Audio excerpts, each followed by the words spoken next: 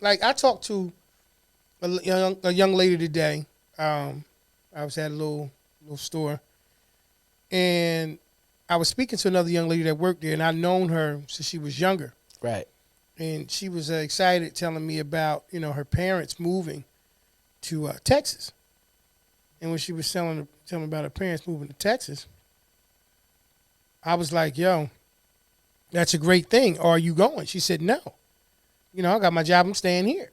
Mm-hmm. I said, "What about your sister?" She said, "No, same thing. She's staying here." I said, "Okay, cool."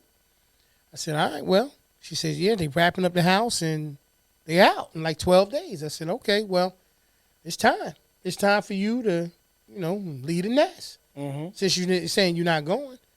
So another young lady that worked there, I don't really know her, but she was like, "It's not that easy." But kind of felt like a little not funky about it, but just like, it's not. I said, "Why you say that?" Because I said, I didn't say it was easy. I just said if she ain't going, she got to go somewhere. Right. Right? And inevitably that time was going to come, young lady. Like you may want to go somewhere independently on your own. It has nothing to do with nobody leaving and going nowhere. Mm-hmm. Well, it's different now. It was easier then. I said, "When's then?" She said, "Back in the day, it was easier. You can get a 3-4 bedroom house for $800 a month, this, that, and the third." So I'm looking at it and I said, well, who told you? Mm-hmm. Because you couldn't have been there. I'm looking at you, and I know you're younger than probably her. Mm-hmm. You couldn't have been there, honey. So who told you that it was cheaper and easier? So the cost of living has changed, but they ain't paying us the right amount of money. I said that was the case then too. Mm-hmm. It was people not getting paid a certain amount of money. The point that I'm getting to this situation, man, the cut to the meat and potatoes of it is that when we talk about culture and we talk about things like that, we have to talk about mindset. Yes, sir.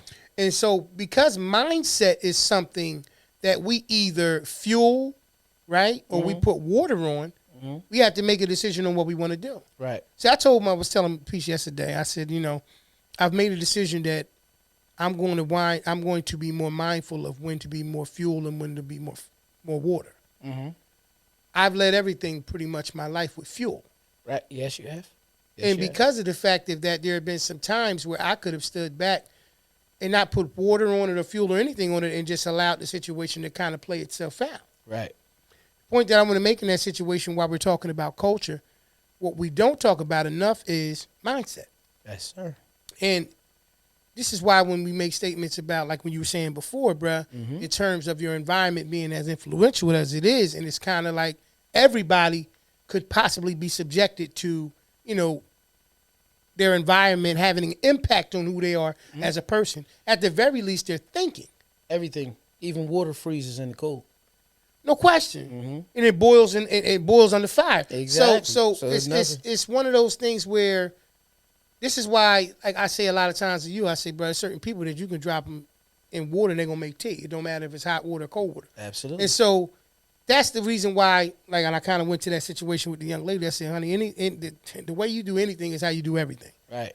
So if you honestly sit here and think to yourself that you cannot independently survive outside of your parents' home, you're going to have a very difficult time surviving outside of anywhere, not just their home. Yeah. You know what I mean? And she, by the time it was all said and done, we were laughing and it was cool. Good. That's good. That's good. Good words, man.